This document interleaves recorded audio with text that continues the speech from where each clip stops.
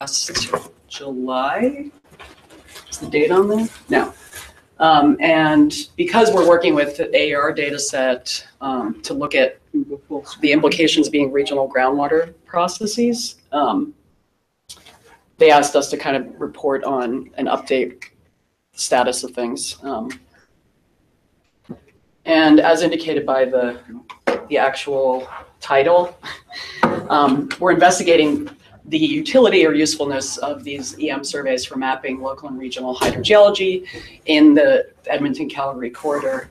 I don't think I need to tell you guys what the Edmonton-Calgary corridor is, but it's everything between Edmonton and Calgary, encompassing some areas north and south of both cities. So as mentioned, this is a collaboration between GIF, AGS, and AER, and I put UBC in there as well. How do I advance this? Oh, the one on the right. Ah, okay. All right, so you know, the importance or why we should care in particular about this region for groundwater development. It hosts 75% of Alberta's population lies between this dark region that outlines the corridor. It's also one of the fastest growing regions in Calgary and consists of the 3 most densely populated and fastest growing census divisions in Alberta that are shown here in the dark green. So the primary aquifer within this region is the Paskapoo Formation. This is, again, I'm not a geologist, but it's an extensive Paleocene age fluvial mudstone and sandstone complex.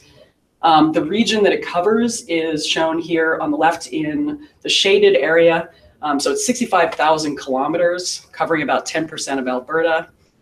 It hosts about 1/3 of Alberta's water wells and represents the most significant supply in the Canadian prairies.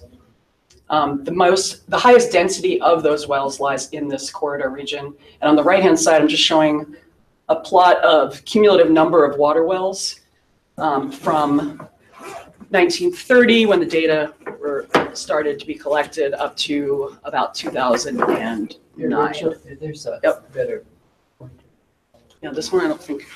Oh, thank you.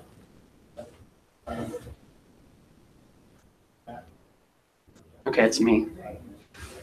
Oh, maybe no, it's fine. On the screen? Oh, no, I have to be more forceful. No. It shows fine on the water or on the wall, right? Oh, okay. So okay, that's what it is. It's fine. Oh, I can also stand right here and talk.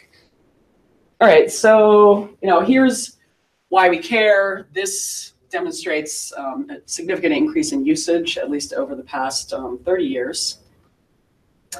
And the AGS has been sort of tasked with groundwater management and thinking about groundwater practices moving forward with the combined impacts of water wells for domestic use, also all the water that's associated with fracking.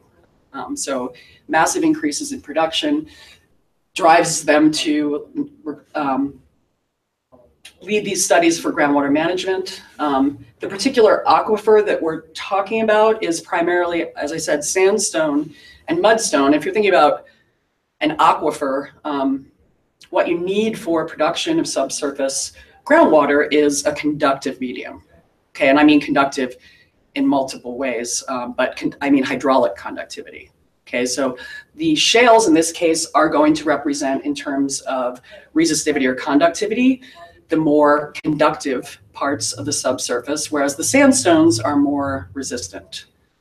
Okay, so their goal is to delineate those parts of the sandstone aquifer in the subsurface that are conductive and good aquifers, and also how they're connected. Okay, because having a patch of sandstone here and putting a drill hole right here and trying to pump it, you're not going to get anything out. So it's important to identify how they're all connected. The Sylvan Lake Subbasin was selected as a priority region because this is an area that, let's just say there's a large number of PhDs living in the Sylvan Lake area who are very interested in assisting with this study and motivated as a result of their use of their surface water for commerce. I mean, it's sort of a tourist destination for Alberta. So in thinking about this massive area, we sort of focused on that one as one that we could easily access. Okay, so the subsurface geology, again, we have the Dalehurst member, which is the sandstone, or the caprock, mudstones, and coal seams. It's only present in small outcrops currently.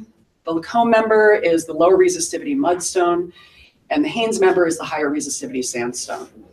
Okay, so the objective for using the TDM data is to use the resistivity contrast between the sandstone and mudstone to identify the different members of the Paskapoo.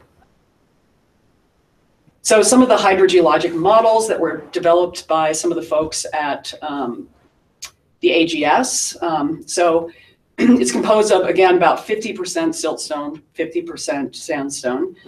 The actual channels that represent the sandstone components of the subsurface are, there's a couple different models for how we think about those. There are these single sandstone channels shown in A, the multi-storied sandstone channels, so up to 45 meters in vertical extent.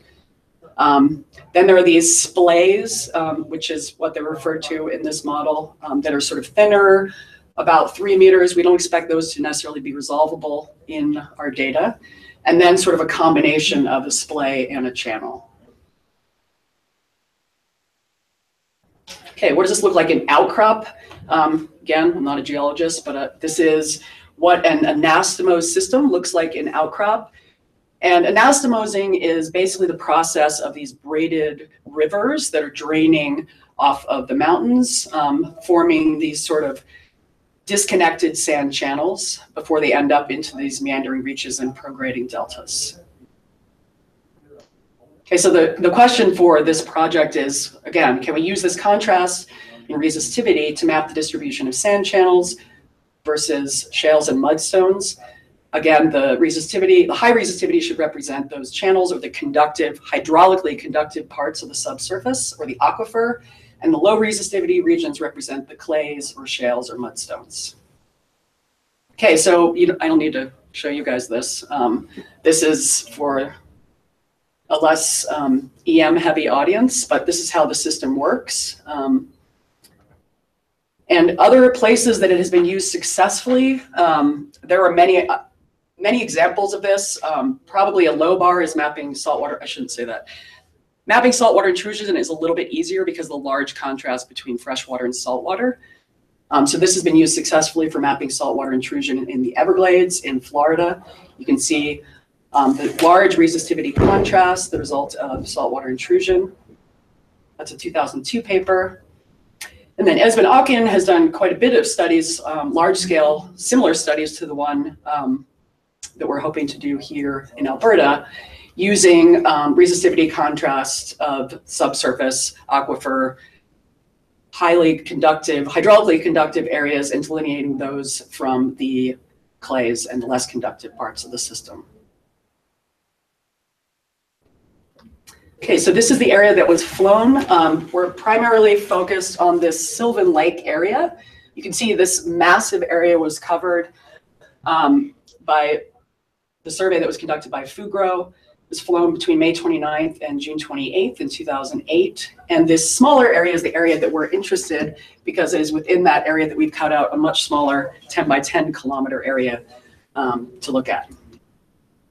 Okay, so this is just some of the information on their actual survey setup. Their base frequency is 30 hertz. It flew within this region, 123 lines, ranging in length from 19 to 139 kilometers, 800 meters spacing, not ideal. They were flying in a northwest direction, northwest southeast, and there's 9 tie lines included in this data set. Okay, so if you'll notice on the previous slide, the orientation of the flight lines was like this. For many reasons, primarily the land use of this area, which is farming, and the timing of the survey. We had to conduct the survey when the ground is not frozen, which is unfortunately a smaller time window here, and when the crops are off. And what that meant was our ability to get in and survey long ERT lines to be used to constrain the future inversion was sort of limited to the areas along these north-south roads, which cut through the entire area. So these are all 1 mile by 1 mile, and the sections are actually 1 mile by 2 mile. So this region here where the light blue line is, was selected for a 2-kilometer long ERT line, primarily because it traverses from an area of lower resistivity to high resistivity. And again, the easier access and ability to straight line profile over a very long, longish 2-kilometer line. Okay, so you can see at the 10-meter depth section that was provided by Fugro, they did provide some processing or some processed data, although they're really just these resistivity depth images that were created using a 4-layer model and interpolating between those layer resistivities. Okay, so that they discretized it by interpolating, basically. So they gave us these 10-meter and 20-meter sections. You can see that the resistivity contrast from lower to higher as you go from north to south. And the same sort of relationship exists at 20 meters, slightly diminished. Okay, so the objective for last summer was to... Excuse me, Rich, can we go back there just? Yep. So, sorry, the work that Sarah did and you did, was it resistive towards the south? No, I think it was resistive towards north. North. Yeah. Yep, which is exactly why. Yep. Yeah, and I'll show you the ERT profile in a couple slides. Okay, so we obtained ground-based measurements of subsurface resistivity to constrain the inversion of the airborne data collected over that time frame. And then also, I didn't include this, but we also did NanoTem measurements using like Zong Engineering's NanoTem system as well along 7 locations adjacent to the ERT line. So this is the 10 by 10 kilometer area shown in red here that was selected for the inversion. This is the ERT line located in black here at the center of that region. And then, 8 NanoTem stations were set up adjacent to the ERT line.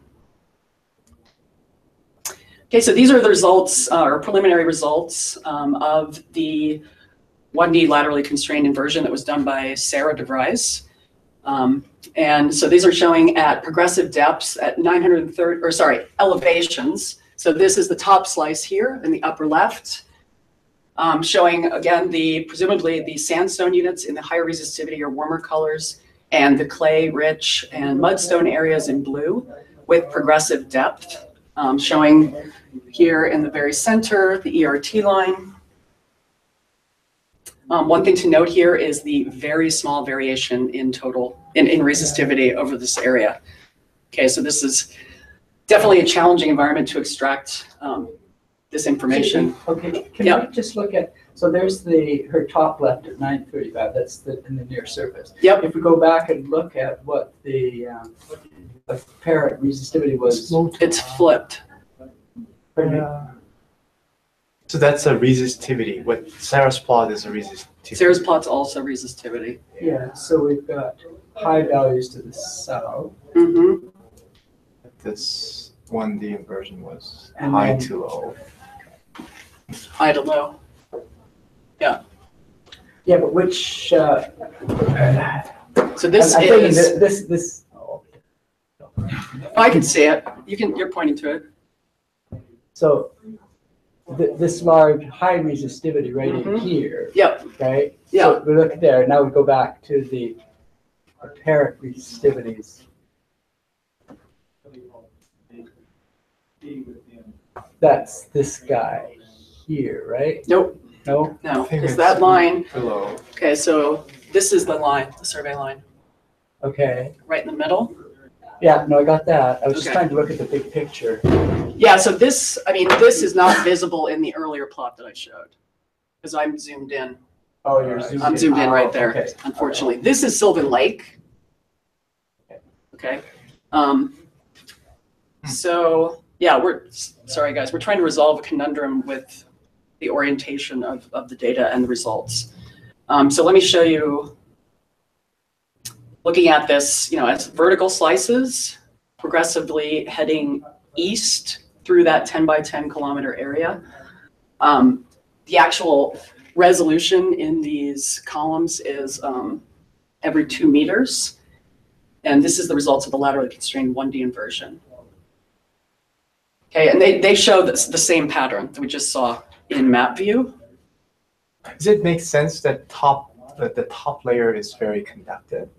Looks Yeah. like it's pretty conductive. Yeah, tails. Okay. Yeah, I mean, that's true almost anywhere in Canada. Well, not anywhere in Canada, but most of BC and Alberta. Yeah, the top layer is fairly conductive, just because it's primarily till. Okay, and presumably this is the sandstone parts of the aquifer. Okay, so just the mechanics on how you actually conduct a roll-along survey. I think you guys probably get this. So there's 72 electrode configuration with 10-meter spacing, and we were advancing 24 for each roll-along in order to cover the 1,650-meter north-south profile. And the results of that, here is north and south. Okay, so this is what's not jiving with, which if you remember back to the first profile I showed of the resistivity depth images, they showed an actual, well, I can go back.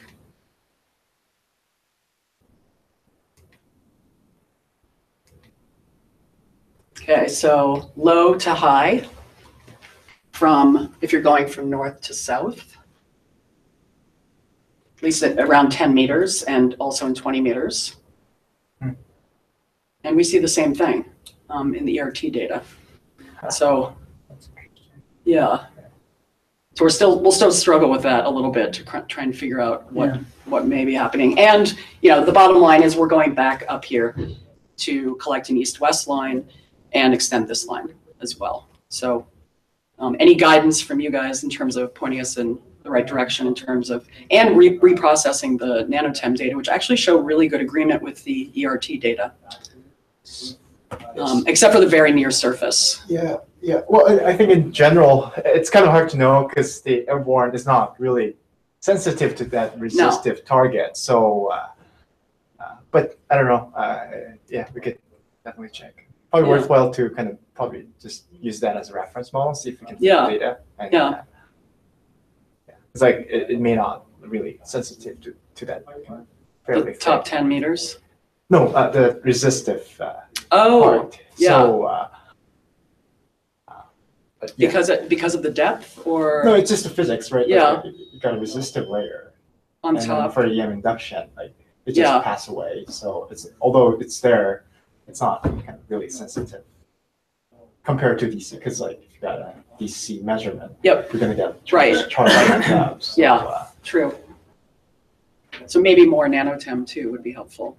Well, NanoTem is basically same physics with the airborne, but it's a ground, so you probably have a bit more chance. Of capturing that than you would from the airborne. Yep. Okay, so this is we brought it into Steno just to kind of visualize for AER, AGS. And that's it.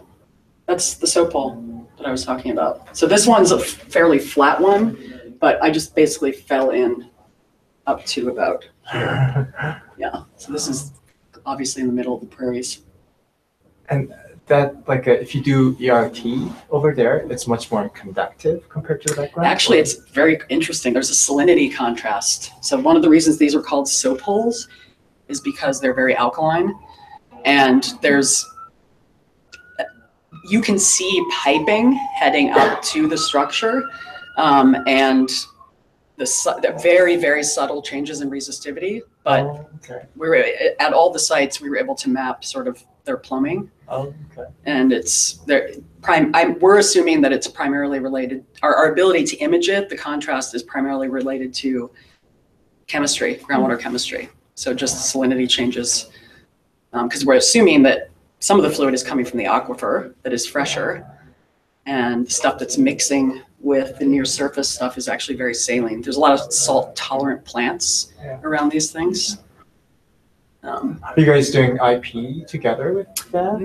We haven't yet, but that'll be interesting to see. That would be interesting. Yeah. I need to get, Larry Bentley has some ancient non-polarizing electrodes. I'm still trying to get those functioning. He's never gotten to work, so I'm a little bit discouraged. He's like, Rachel, they're all yours. I was like, cool, awesome. And then he's like, I never got them to work. So you probably need to replace what's the chemical? Copper sulfate. Yeah, thank you. Copper sulfate. I'm not a chemist, but I may have to become one if I want to go. Yeah, so that's all. I'd love to hear from you guys what you think would be helpful in terms of our next field season, which won't happen until things thaw. They're both frozen. Both those sites froze twice already because we've instrumented the soap holes. We've instrumented with super fancy pressure, temperature, and conductivity loggers in and out of the soap hole. And then these vibrating wire piezometers in the base of the soap hole so that we can actually look at, confirm that they're recharge sites. And then we're doing XRD on the actual mud and the area adjacent to it to try and figure out the colloidal muds or whatever's going on. So yeah, if there's, it could be that some interesting stuff comes out of the airborne data in identifying these features as well, depending on how laterally extensive they are, whether or not, we pass right over one, obviously. Probably. It's about 1 meter, right? Well, there's two sites. One of them is, 5 to 10 meters across. Oh, okay. So that's the crusted over part is actually really wide in some cases. So the scale of them varies. Yeah.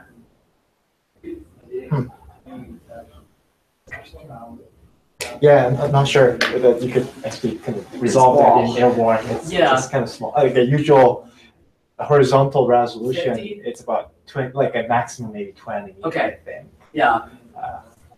That's what I thought, but 10 meters is kind of small. Yeah, the other side I didn't show here is it's a 1 by 2 mile area, and there are like 35 on it, and they tend to line up along linear features. And if that's the case, that would be different. But we're not going to see an individual. Yeah, very small. This field is interesting because they're giant. They're like, as tall as I am in some places. But Are you talking to the farmer? Has this one been around for a long time? So the problem is the land changes owners so often in that part of Alberta. This guy's had it. He said it's been there on his property since he bought the land in 1984. Oh, well, that's a long time. And he doesn't farm the land because of their presence, but he has also noted their inflation and deflation, which may be a freeze thaw thing, just maybe tied to recharge, fluid pressure in the aquifer, depending on the time of year. I don't know. But we are monitoring that now too.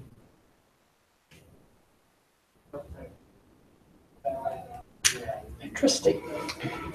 So basically, you're monitoring with ERT for this guy. Well, this no, we did a 3D, like a 1 meter spaced survey over 2 of these on both sites, and we have that sort of as a baseline. We haven't done subsequent surveys to kind of look at changes through time, but no, we're primarily just monitoring pressure, temperature, conductivity, and fluid chemistry. We're doing like multi-level sampling. We've done 10 samples now over 5 months. And now we're gonna not get any samples, I'm assuming, because everything's sort of hard freezing, or should be. We didn't have Chinooks every 2 weeks. So this one's an especially long one for some reason. I think it's like multiple overlaps or something, because it's weird. This time last year was like minus 27. And I was very happy to go to AGU. So what other problems are you involved with here, Rachel? I'm doing Well, offshore work. So we just got back from a 1-month research cruise on the Queen Charlotte Fault, looking at primarily, well, it was a coring vessel, so we got 45 cores and 288 fluid samples. And we're doing isotope and geochemical analyses on those to try and identify the source of the fluids, because I'm putting together a numerical model of the fluid flow for that fault zone, which has never been looked at. I've done a hydrogeology of other like subduction zone environments, but nobody's really looked at strike slip, and this is the fastest strike slip fault in the world in terms of late boundary motion. Oh, how fast is it going? 80 millimeters, I think, a year. Wow. Yeah, so it's like the San Andreas on steroids. Yeah, Like it's smaller. and it's submarine entirely. So where it makes landfall in Alaska, it's called the Fairweather Fault. So that's a collaboration with the USGS and the EGC. And then I'm also working with, I was just at UBC while you guys were somewhere else, meeting for that. Oh, they just branded it. Energy and Environment Research Initiative, ERIE, which is, I know, I had nothing to do with it. But that's with Roger Becky and Aaron Cahill, trying to figure out the best way to monitor geophysically methane, a controlled methane release experiment in the confined aquifer in the middle of nowhere in Fort St. John. Okay. But that site was selected by TDEM data. So there was some people at Simon Fraser who were doing a similar inversion on a section of those data to try and identify the best site for this controlled methane release. And they did the similar experiment at the Borden site, which is like sandbox. So they were very successful at imaging methane migration at 1 meter depth with GPR. But Sure. yeah, that's not going to work anywhere else. So What's the motivation? Is that because of global warming and they're worried about permafrost stuff? Yeah, well, two things. One is this whole like fugitive methane release all over Alberta and BC.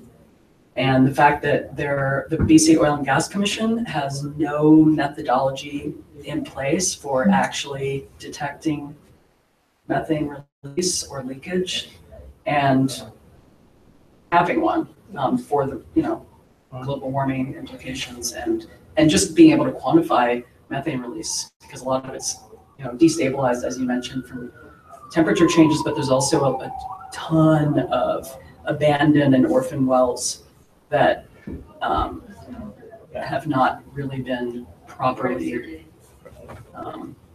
tested or monitored. So this would potentially lead into they're working with us, they're partners on this to try and at least move in the direction of coming up with a way to monitor and detect whether or not this is happening at a specific site.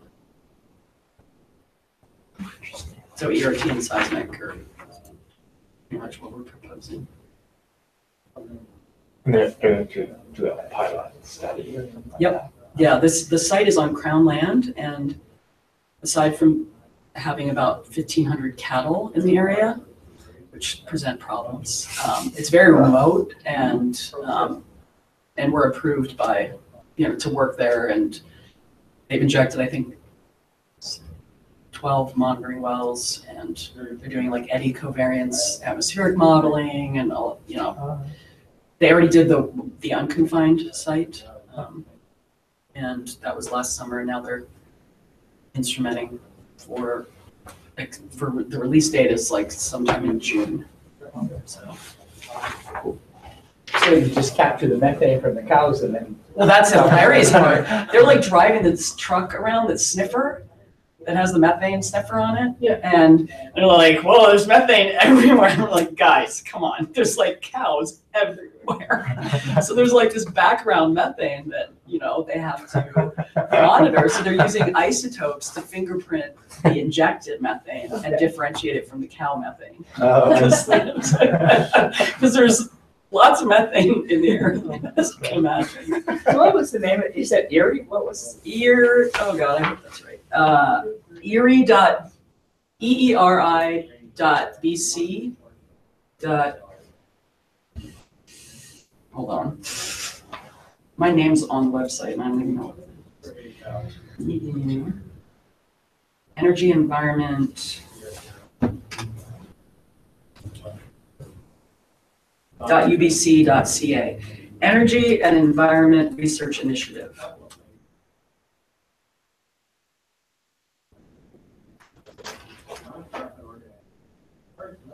Also, the site is, while we were there last year, they brought in 1,500 calves to be branded, like at the same time, from 6 different local ranchers. And they brought in cowboys from like all over the world who do this every year.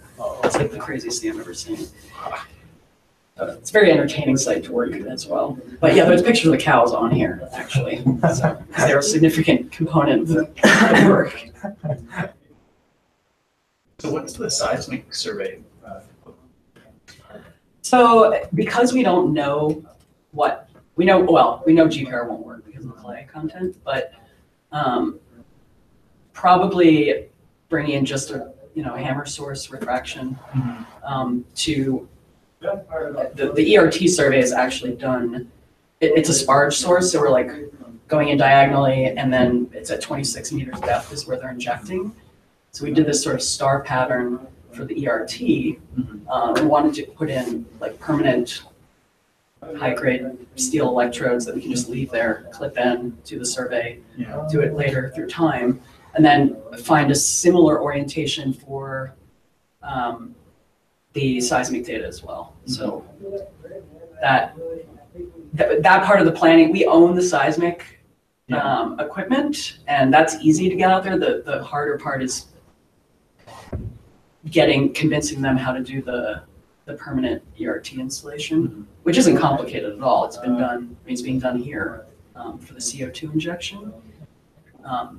But yeah, between the two, either more data is always better, and I'm not sure which one is going to work. Whether or not we'll see bright spots in the seismic data that correspond with plume migration in ERT and is captured by monitoring wells in the. So there's and they're doing all these surface. I don't know what they're called. These little here they are. These like little green. This is the other site. These little green discs that are placed in a radial pattern away from the injection, directly above the injection, and they're actually monitoring methane release to the surface. So the idea, if you pump methane in, Yep. you're going to expect a resistor that's moving through? Yep. Is that what you're looking for? That's right. Is there any chemical combinations that the methane does that? Yep. So that's why my talk last week was, this is really biogeophysics, because the microbes that are actually living there and whatever alterations or physical property changes that are happening as a function of the methane injection that are microbially mediated are what we're going to be detecting as far as a difference in the subsurface properties or contrast in terms of changes. So yeah, we're working on that. I mean, the stuff that's been done, again, is in sandbox. So it's like, peatlands or the Borden site, which is like all sand or all peat. So in those environments, it's really easy to use whatever you want. And the Borden site, which is primarily sand, they were able to image a resistor or a positive change in resistivity associated with the methane. And we're anticipating a similar thing because we are injecting into sand. At that depth where the injection is happening, it's a very fine-grained sand. How deep is it? At 26 meters.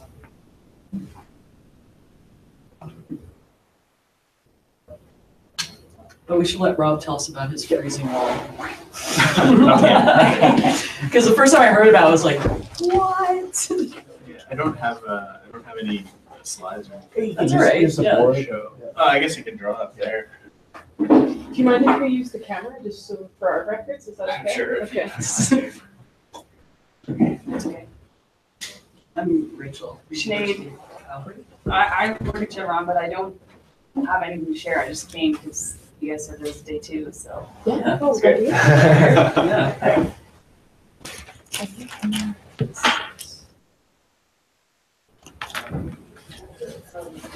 So the whole thing was based around, I guess in 2009, everyone was sort of aware that there was a saltwater intrusion in one of the mining pits for surface mineable oil sands. And so that started everybody in searching for this saltwater within the Devonian, which sits at the base of the McMurray Formation, which is where all the oil is. And, some of these mines have a big saltwater aquifer as a result of this thing that sits right at the base of the resource. And when you're open pit mining, you have a chance to flood your pit with this thing. So the idea was they were going to build this freeze wall. So there was a pilot study done with one of the companies we were working with a few years ago to see how feasible it was to build this freeze wall to separate the saline aquifer from the mine pit. They didn't ever end up doing it. The scale was enormous. So my whole project is just a simulation to sort of, it's a feasibility, right? And so the scale is part of the problem, is that this wall was going to be about 8 kilometers long. And so what they were curious about was, how do we monitor this thing? So we can see if there's problems before the problem ends up in the pit. And so when you're doing something like that, it can be very costly because of the depth, right? So drilling holes, these holes are 150 meters down to the Devonian. And then this zone sets from about 140 meters down to 150 meters down. So it's a small zone. And so because of that, there's not a lot you can do from the surface that's going to give you the kind of resolution that you're looking for. So what I had proposed was they have to drill these pipes down anyways to freeze the wall. If we were to instrument the outside of the pipes with electrode arrays, and then treat each one of these as like a 1D downhole resistivity survey, knowing that you don't really know much about what's going on in what direction around the hole, but because you know so much about the site, that's not really that critical, because you know where the salt water is and where it would be moving, right? So in this simulation, I don't even need to draw probably, but in this simulation, basically what I've assumed is that there's salt water sitting on one side of this wall, and I have instrumentation inside the wall. And on the other side, because they're mining down, they've drawn the water down below. So this aquifer, the saline aquifer, is not there on one side of the wall, and it is on the other. And so all I'm doing is simulating breach, and then so trying to understand how quickly I can see it, how easily I can detect that it's there. But that's basically it. To see when it's leaking, because that's all that really matters in that situation when they're monitoring. Can you draw like a little, because how the geometry looks like? Yeah. Oh, sure. Yeah. The depth of the aquifer. Yeah. Oh, okay. So It's a if simple- you have the ground surface up here, and then you have some Cretaceous layer up here, or some Quaternary layer, then the McMurray is here, and then the Devonian will be down here. And then you'll have sort of this saline aquifer sitting here. And then the idea was that they would put a wall in here, and then this here would be dry, because they would pump it down. Yeah, and so then the instrumentation would be inside this, so I'd have electrodes. And what's the width of the freeze wall, or what are they trying to maintain in terms of a radius away from the? Yeah, I mean, so when they did the pilot study, when they froze this thing, they froze a ring. Okay. Just what they weren't sure. What they were trying to determine was, because of the groundwater velocity, how much wall would they need to have in order to keep it frozen, right? And so what they suggested, like what might have ended up happening was they talked about, so if in plan view, if you have the wall like this, if you want to freeze something like this, and you want to make this wall, if the groundwater velocity is this way, you end up forming these sort of teardrop shaped ice columns, right? And then you get this higher velocity in here, and you can't actually freeze it because the velocity gets too high. So they, what was likely going to happen was these would have to be staggered, and they would have to turn them on in the correct order. And what this did, if you did it in the right order, you could prevent that from happening, right? And then so once you build this wall up to a certain thickness, in order to keep it from growing too big, you turn off some of the pipes, right, to sort of keep it relatively stable in terms of thickness. And then if you do have a problem, like you start to see a hole forming or you have a breach, then you turn on the pipes in that location again and then fix it. And so that would be the idea. And what about, okay, so what about the temperature gradient over that? Right. Vertical extent, because you have some weird differences on either side. The temperature, I didn't really look too much into the temperature. I know that they did talk about the temperature required to freeze the water, because I think the water in that area is 50 to 70,000 parts per million. So they had to freeze it at minus 37 or minus 40, something like that anyways, to maintain that. Wow. But I'm not totally sure what the temperature do on the side, because they're digging a big hole and change the gradient. So be closer to atmospheric. Right, I would think so. But even then, I mean, they're not putting, this doesn't have any sort of structural strength. So the pit's like over here. Okay. Right, so there's still quite a bit of earth. And that's why too, if this thing leaks, there's that much time. The groundwater doesn't move that fast. So there's that much time to do something about it before it gets to the mine pit. So. What are you proposing from the point of view of monitoring? Are you going to have all your electrodes be potentially active as transmitter, as sources, and others as receivers? Or? Yeah, basically what each one of these is a separate, basically a downhole, dipole. And so that's what I simulated. Each is its own, and then I look at the basically look at the pseudo sections from each one of them in a as a section, and you can sort of see where the leak was happening for the simulated leak that I did. Would it be relatively uncomplicated to use crosshole? Well, what's the spacing on the wall? 1 meter. Oh. So like the scale is enormous. So it's for 8 kilometers. And so holy cow. Yeah, so what I wanted was, because this in a 1D sense can be run really fast, right? Each one of them separately. But then if I start taking this entire space and trying to build a big model that works for it, it's enormous. And so I suppose it depends how quickly you want results. So, I mean, for the simulation that I did, I used an extremely high hydraulic conductivity, so the leak happened really fast. Okay. But it's not likely going to happen that way. It's going to be much slower, but I just wanted to see the change. So you didn't have stability problems with the... If I made it too fast, it did. Right. Yeah. So basically, it's as fast as I could make it without having it. Like it just 1 day time step. Turns into like a checkerboard if you make it too fast.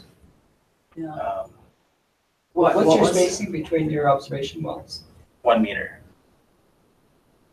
Every 1 meter for 6 kilometers. 1 meter for 8 kilometers. Or 8 kilometers, sorry. Yeah. So the scale is part of the problem. Like, I mean, if the scale was smaller, then I mean, if you wanted to build a more realistic model than doing like a 3D survey, or like using all of them together, maybe wouldn't be so much of an issue, but there would be a lot, right?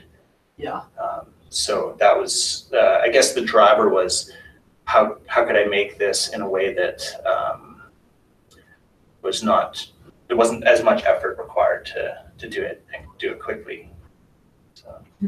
But with one, so you got a dipole on one line, right, on a vertical profile. Yeah. And what can you see with that? What's the result look like if you do the inversion? And That's cool. Yeah. So what's interesting about that is you got a lot of salt water on one side, but not the other, right? So the result is it's not the inverted result's not the resistivity here, and it's not here. And I was trying to figure out what the average would sort of look like. But I mean, in the end, it didn't seem to really matter. It was still sensitive to changes on this side. Yeah. And so I guess one of the conclusions was that I can't quantify how much has gone across, but it was still sensitive enough to changes on this side that I could. I mean, it depends on how fast the leak's happening, but I could see it fairly quickly. But that was you overestimated the K. by a long shot. Yeah. So that's one end member, which is good. That means more realistic conditions would probably be. Yeah, but in terms of the timing for how fast you would want to see the change, I mean that's more of an engineering problem. I don't know what the critical timing for that is. Yeah. So. How big is the signal? Because there are probably some noise. I'm not sure what's the source of the noise, and that's always kind of a problem for this monitoring. Yeah, I mean down here, I don't think the noise is too bad. There's a lot of stuff happening up on the surface. Or do you mean just general? Usually but in this case, but temperature is not a problem because you guys are actually keeping probably pretty constant temperature on that. Although probably that changes, and that'll affect a lot of your data, I guess, and that we can actually usually see on monitoring data. You can definitely see the temperature changes. That types of stuff. Because have you played with kind of? I haven't messed around with the temperature, but especially down when it starts freezing, the temperature is completely insane. It has a huge impact, just because how much water is there. But I suppose the part that I'm really simplifying, and it's far more complicated than I can describe, is the freezing of this wall. This thing is not producing an instantaneous ice block, right? Yeah. So as you start freezing this thing, the salinity starts gathering in this slush between the frozen zones, and so what you really have is a bunch of columns with really saline slush, and so it's that part's really complicated. So I had to make some simplifying assumptions. As a first order, what you want to see, even you may not go to the inversion, because I'm not sure how far you really want to go, but because just the data changes. Yeah. Then is that the idea? There's a significant data changes. There probably is some preferential flow or whatever problem, and then they want to fix that. Is that the? Yeah, that's the idea. So I went through sort of both sides of it. I took a look just at the raw data, and you can see it quite clearly in the raw data, even with some noise. And then I inverted it, and the inversion is quite clear. And the inversion is quite simple. It's just because I assumed that I know so much about it. I mean, this will be really heavily drilled. We know a lot about it, and so it was just a 3-parameter inversion. I wanted to know how thick the wall was and what the resistivity of the wall was, because as the temperature changes, it may affect it, and what the resistivity outside the wall was. So. It's super simple, but I mean that's all you really want, is because you want to know what the formation resistivity is outside the wall. So. Yeah, and it's radially symmetric. Yes. Yep. Yeah. So it was part of what made it really fast, right, to run. No, that's smart. Yeah. So I mean, it only took to invert each one took a minute. It doesn't take very long. So. But I think if you were to try to invert the whole thing into 2D, Yeah. It'd be very, it'd take a while.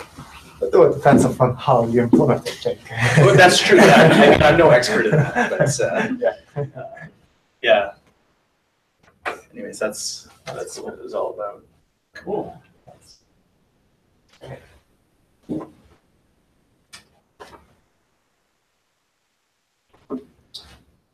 And was that funded by your employer or no? No, I mean, it was all simulated, so it's Okay. just my time. They kind of like gave me time to kind, I guess. Yeah, So, you guys should publish that. yeah, well, the problem, well, I don't know if it's a problem, but Not having real data. not having real data, Yeah. and if I want to use real data, real setting, then I need to get that past people who own the property, Right. and then That's always they're a not so headache. keen on it because there's other applications. Oh, yeah. So, Yeah, no, it's true. But it's a nice preemptive, mhm. you know, problem solving. Yeah.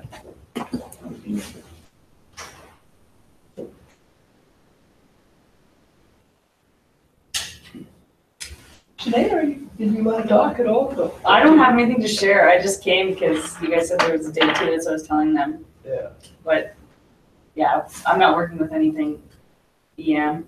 I work on the East Coast though, so maybe if you showed some CSEM stuff, that would be fun. But I don't have anything. So what are you doing? Well, I'm exploration East Coast Canada, and it's like mainly like the Flemish Pass area. Okay. But it's just seismic. There's not that many wells. That's about it. So is there anything from yesterday that I didn't want to touch on or clarify? I was curious about, you were talking about sensitivity, and I was curious to see if you had any apps where you could quantify that. Oh, okay.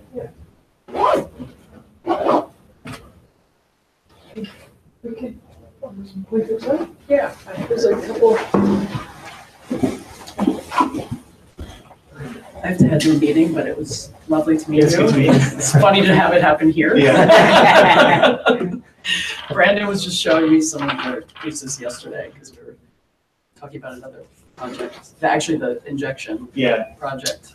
Yeah, no, so we we have may be that CSM trying to app. With my former, the undergrad work with me last Right, year. okay. Dan, just generates. Yeah, Yeah. he mentioned that. Yeah. I Because think what all it is sort all of the code drove to me generate the thinking movie, about right? that was, No, it actually because it's if an you app look at that you the can project from my change case, right? the Things, change the change fields and Yeah. things like that. and classifying this is the perfect case for a machine learning Yep. example, right? That's right. And if you I'll can maybe let identify you this thing chat so through much that quicker, because I'm dozens of completely times, unfamiliar with it'd be really neat. Yeah.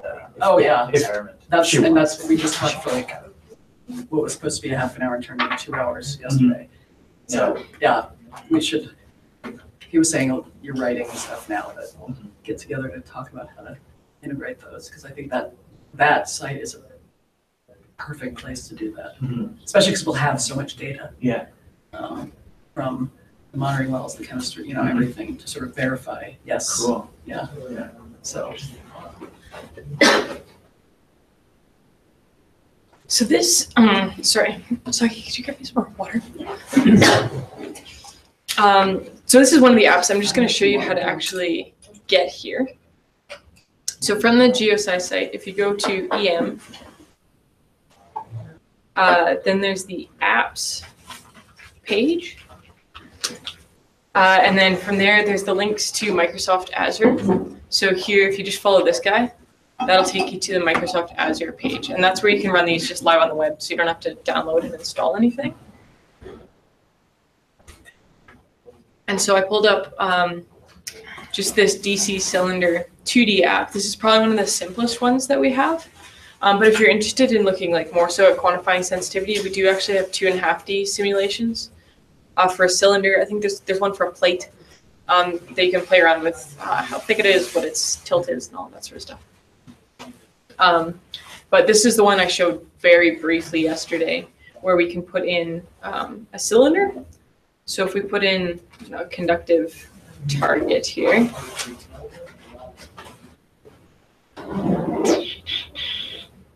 that's really big. So we can make it a little smaller. Okay, so we've got our conductive target and a dipole setup. So we've got our injection electrode A, and then B is going to be pulling current up. So if we actually just look first off at just the primary currents here. So the primary is just without the cylinder. We get rid of that, and we'll look at what the currents are doing. Just a second. Yeah, so you can see them going from A to B. So that's just the primary. But then if we stick our target in there, we can see what the total currents are doing. And since it is a conductive target, we expect them to get channeled in there. And so you see that happening. And then if you want to take a better, like, this is all in a linear scale. So sometimes if you want to see changes a little more, flip over to a log scale, and it gives you just a bit of a better picture of where things are changing rapidly, especially in that, very low region. So here you can see, there's less current right around here. It's really all getting channeled into this sphere. And so from there, some of the things that we looked at yesterday are the charges, for example. So if we look right now at total charge, let's look at it on a linear scale. It's a little more easy to think about. Gave away the answer already. But so if you look at it on the linear scale, we hardly see anything around the sphere. So let me zoom in and let's see if you can tell me what's going on. So this is actually correct. This is not a mistake in the code. What is going on with the total charges?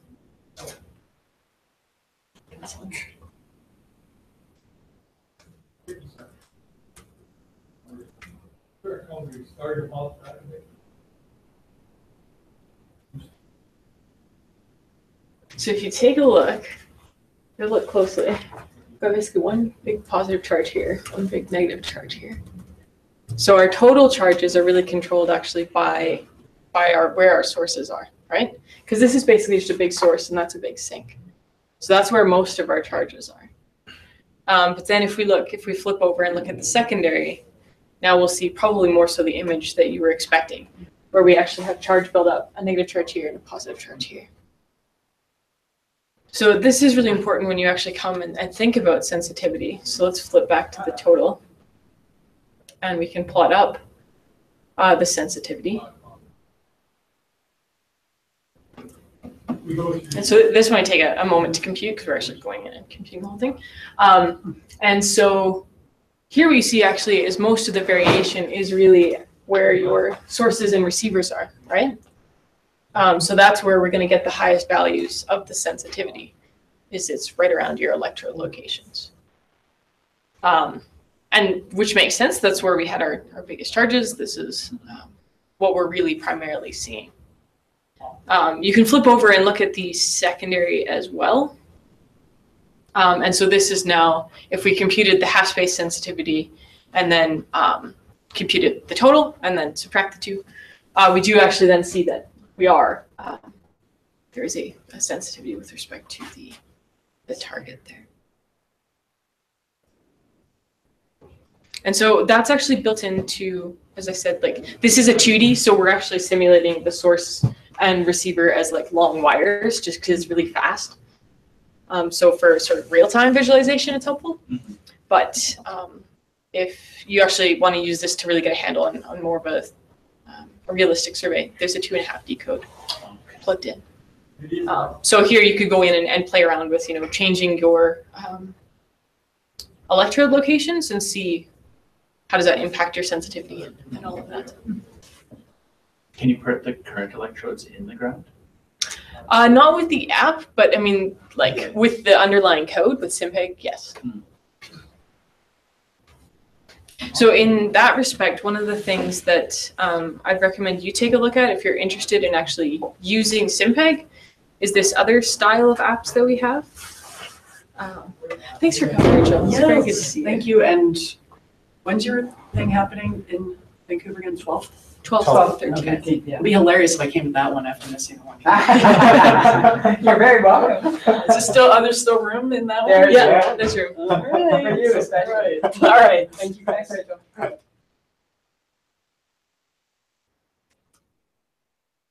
Yeah, so the other style of apps to look at here are these simulation notebooks. And so here, and actually there's an example that is like somewhat relevant to you where we put an electrode downhole. So each of these we actually expose to you all of the code. So we go step by step, like installing the pieces to, setting up a survey, computing fields, plotting them up, and then looking at data. So this one we pulled together fairly shortly, so there might not be as much detail in it. But we did a DC example where we did a mise la masse. So we basically have like a conductive target at depth. We hook up one electrode to it downhole and then have a return somewhere else. And so, sorry, I'm just going to clone this so we can run it.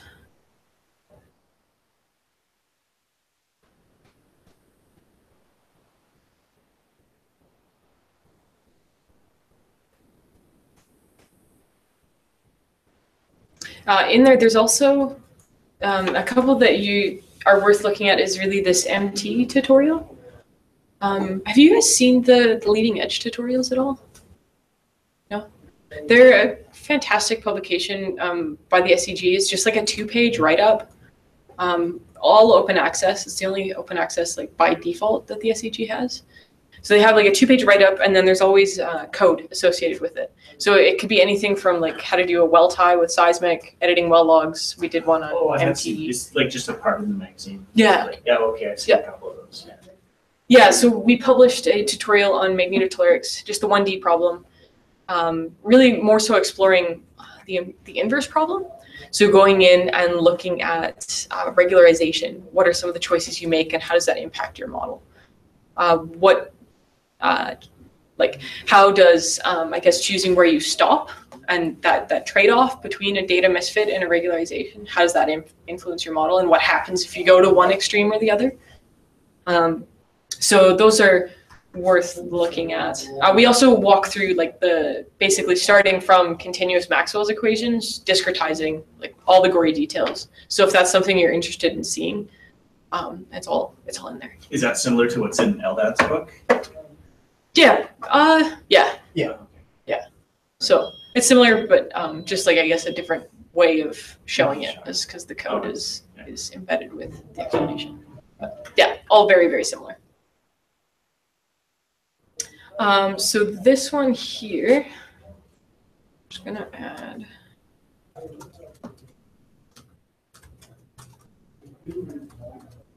Something I will fix later. So this one here, what we do is we set up a 3D, just a tensor mesh, so fairly straightforward. Plot it up. We put a conductive target. Let's see. Yeah, so it's just installing right now. So these, because we're running on Microsoft, we have to rerun the installation every time. But if you set this up on your local machine, you don't have to do that stuff. Or you just do it once. And then here, if you're familiar with Python, these are like NumPy is a pretty standard Python package. And then the rest of these are specific to SymPy. So we build up a tensor mesh. So in this case, we've defined a core region, and then we define a padding region. And we need that padding because we're going to say that the fields are basically like they're going to 0 by the time we reach our boundary. So we need to make sure the boundary is far enough away that there's really not too much going on there. So we do that laterally. And what about the surface? So here we put a no flux on the surface. So yeah, you don't have to pad into the air. Yeah, so then here, define, in this case, a really resistive background and a relatively conductive target. So that's pretty small. And then just put that on the mesh. So here I wanted a dipping plate. And so we plot that up. We've got a fairly steeply dipping conductive target. And then we're going to stick our source right in it. So the idea being we want to charge the whole thing up so that from the surface we're looking at potentials due to this guy. So that's my source location, and then I've got a return just up on the surface far away. We define where we're going to collect potential data. This is just a pole-pole type survey, but you could equally do if you want to do dipole-dipole or any of those types of things. We go in and solve, and then plot up the data here.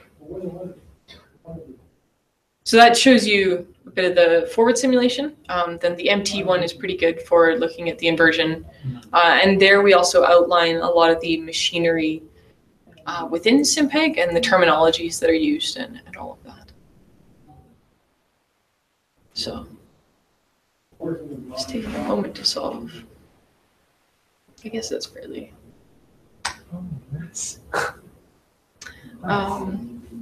So the other thing I would like to show you just with respect to SimPeg, that seems to be chugging along. Sometimes you get a good machine, sometimes not so much. So like it just depends. So the other thing to show here is the SimPeg website. So again, if you go to GeoSci, there's a SimPeg button here. So this takes you to the main site, so you can link to the paper. There's a paper describing the general framework. Doug mentioned that yesterday. But the docs are actually really the place to start. So there's a few links and resources on this first page here.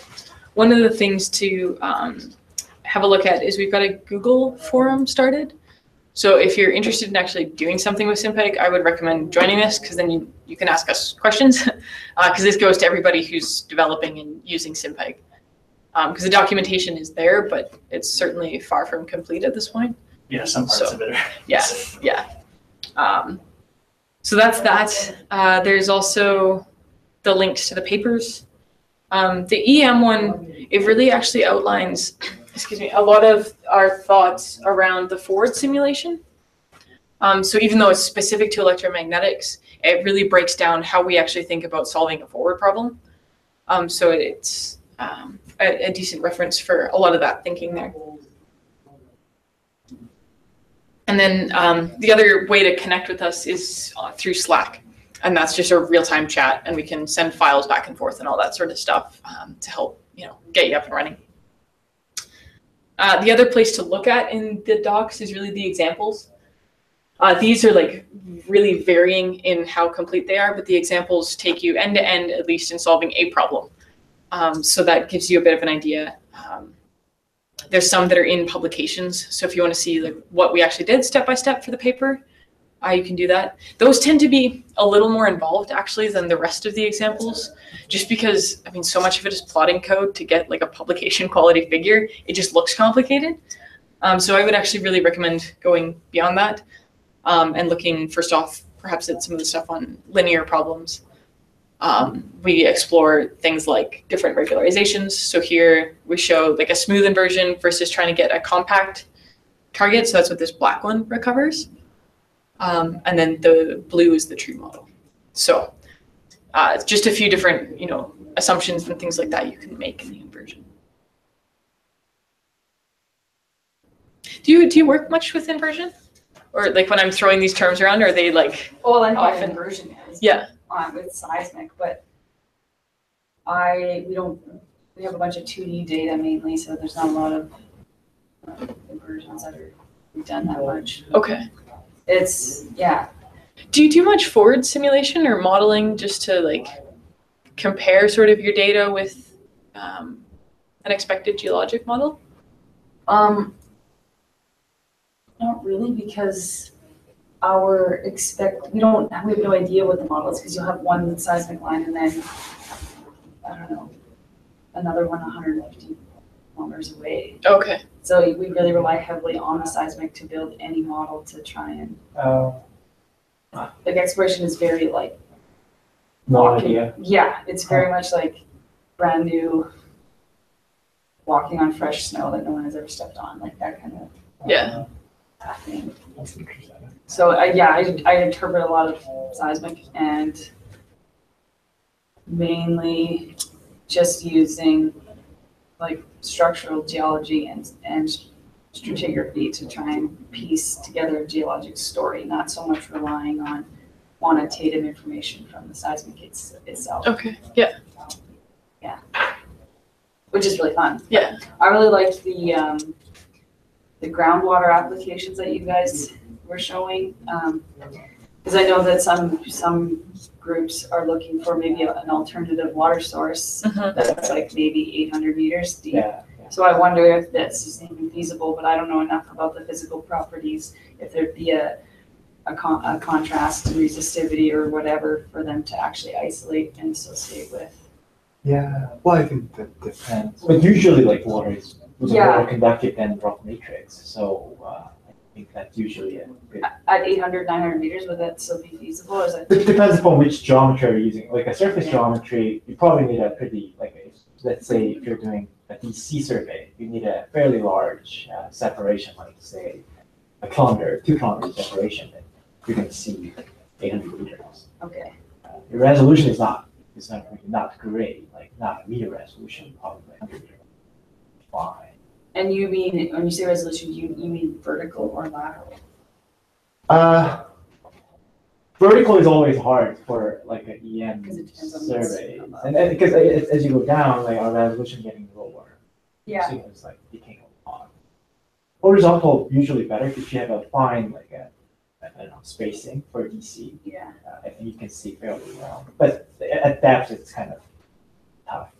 Is there like an actual relationship that defines the lateral resolution, or is it just sort of? No, I think it's tough. I think you cannot really, you can have like a rough idea, like with your spacings and stuff, but you really need to kind of invert and actually play with it. Otherwise, But if you model, like I think one of the Yeah, examples that Doug showed yesterday, and maybe I'll just pull that up.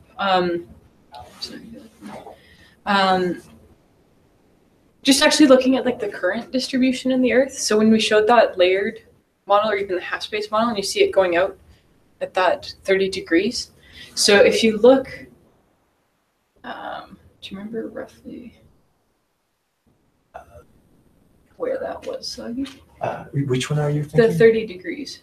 Oh, that I one. think Oh, it's it's in time domain. Okay. Yeah, that one. Yeah, so here, like this actually gives you a pretty good idea of the trade-off. So if we look like at a fairly early time, your currents are pretty localized.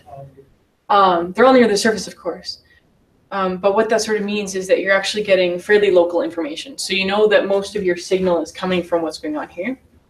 So here you have high resolution near surface, but we don't have much depth information. And then as you go further, we're getting more depth information, but you can see just by like how big that current circle is, lateral resolution.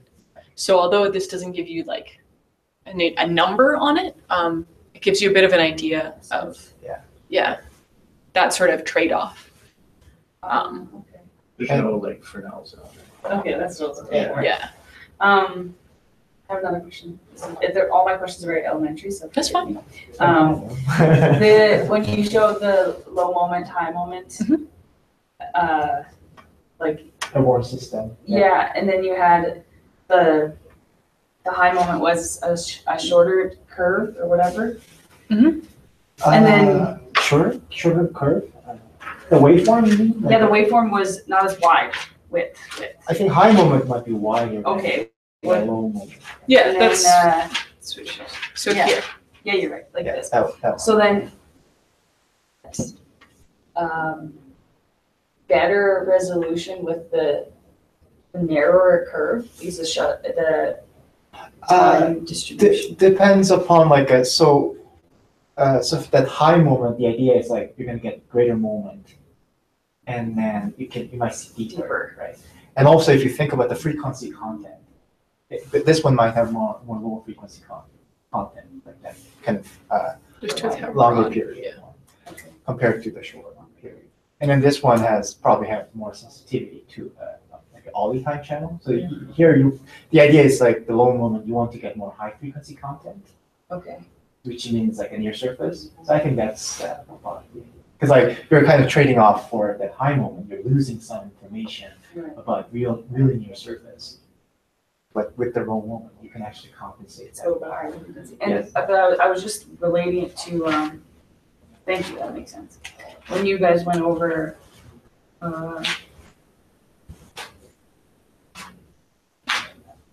it was like at the beginning, and then someone pointed out that's why the resolution and resistivity is, it was like your source response and it goes up, it doesn't shut off immediately, it sort of decays. Mhm. Whereas like a seismic source is like an impulse.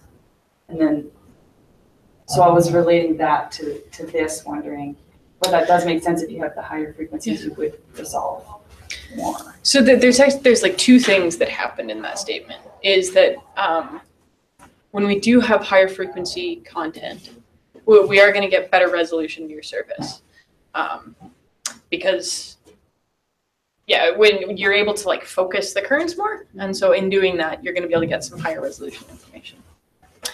The other reason why we lose resolution with EM versus seismic is like seismic, you have a wave, right? And that wave, like you can basically think of a little wave packet that's just going in the earth and bouncing around.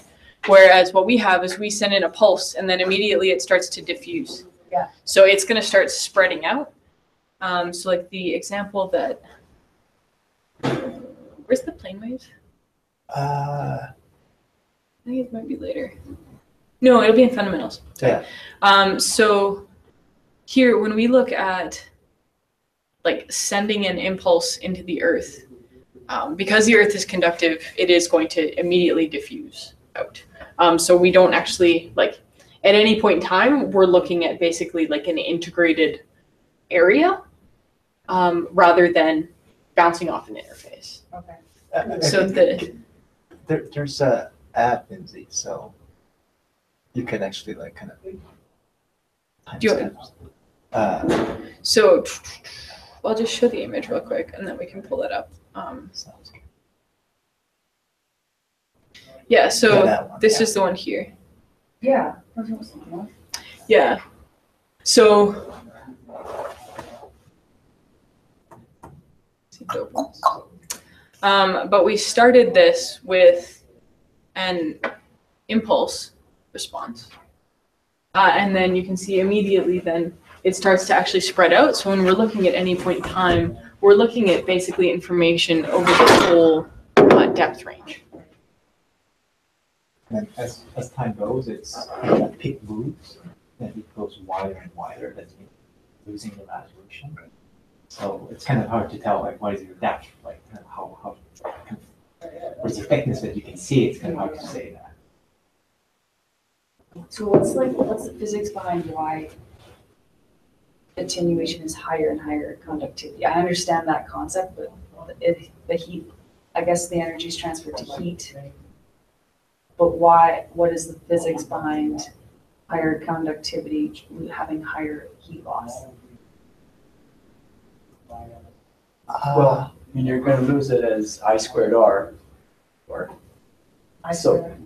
But well, if you have a current, Yeah. then the Right. amount of heat loss or is I R squared. Yeah. Heat loss Sorry. is IR squared. Yeah. Okay, that helps. That's fine. Thank you. I squared R is right. R squared is it? I squared. Which I think P I is squared. equal So it's a power of P. So P is, yeah, so it's I squared. IV.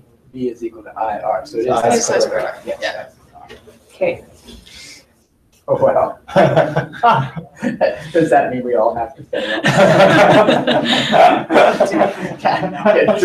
Dredge it out, right? Someplace. Thank you. I was wondering about that yesterday.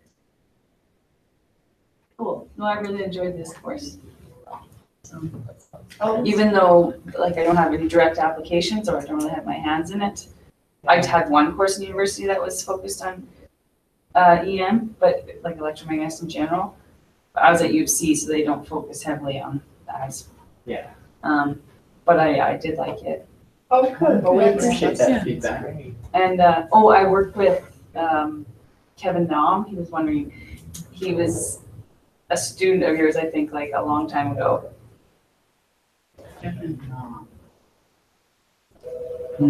Yeah, I know a lot of Kevin's. I wonder what year He said it was like kind of when you finished your PhD, it started teaching. Oh, that was a while ago. Yeah. Oh, Kevin must be very old. Yeah, he said boys in his 50s. Well, do say hi to him. I will. But yeah, probably go back. Anyway. I tried to open all of your links, any of the GeoSci stuff, and our company blocks it, which is so annoying. We might actually, so that might be our fault at the moment. We're working on upgrading to all the secure HTTPS stuff. Okay. It's just not done yet. Yeah, I was like, so, but I could open it at home. So Okay, yeah. I'll probably play in there. Yeah. The apps might be broken right now. I changed a couple things yesterday, so we should get them working again within a day or two. But if you come to some and they're not working, feel free to just shoot me an email because I can fix it. Like. Okay, I don't actually have your email. Oh. Because I took someone else's spot. Yeah. Because they couldn't come. Yeah. So my name is not actually on any of your email lists. Oh, then we should. Should I just writing yours down? And then I can give you mine as well. Thank you. Yeah, because we'll send an email also, like, probably in a few weeks following up with. Oh, wait. Yeah.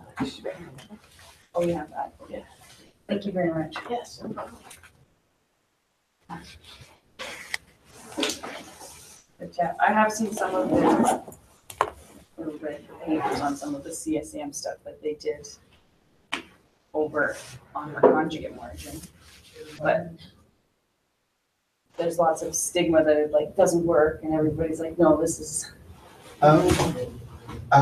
We do have written up in GeoSci case history for the Mediterranean, for the Red Sea. And that's another one that's been done by Danielle Colombo. And they're the combination of CSAMT, or CSAM, as well as MT. And it's on, in an ocean environment. So there might be some things in there that are useful, germane. Okay. We didn't actually have slides for the course, but we did put together this case history, and there's also a couple of papers that are attached to it. That's probably one of the best works that's around. So if you're going to spend your time trying to figure out, okay, what are people doing? What's sort of the state of the art? That's a good place to start. Okay. Thank you. Cool. I better get that. But this was I did enjoy the course, especially because now if I do get my hands on anything EM, I know where to, yeah, or like, yeah, at least have a source of information. Like even this is a good source of information to know, okay, I'm gonna try this. Has this been done before? Am I wasting my time? Yeah. Like, that's good information to have. Sometimes if you start something new that you're not familiar with, you can waste a lot of time repeating things that people have already done and learned. Yeah. So. Yeah, I'm just trying to figure out, okay, where to focus my time so that I'm learning something, right? Yeah. Because there's so much information out there, but some of it's lower quality than others, and you just want to find something, kind of quickly parse your way, get an idea of what you're up against. And Yeah. That's the hard part. There's a lot out there that can Yeah. sway you. That's actually the benefit for parsing everything into the 7 steps. Case histories. And that really does help in cutting down a whole bunch of superfluous material and just kind of staying focused with what's my objective at this point. But thank you very much. Oh, thank Well, you. thanks for I coming. really appreciate you coming and your comments. That was very nice. Oh, no, they weren't very probably helpful or academic, but that's okay. Anyway, see you Thank guys. you. See ya.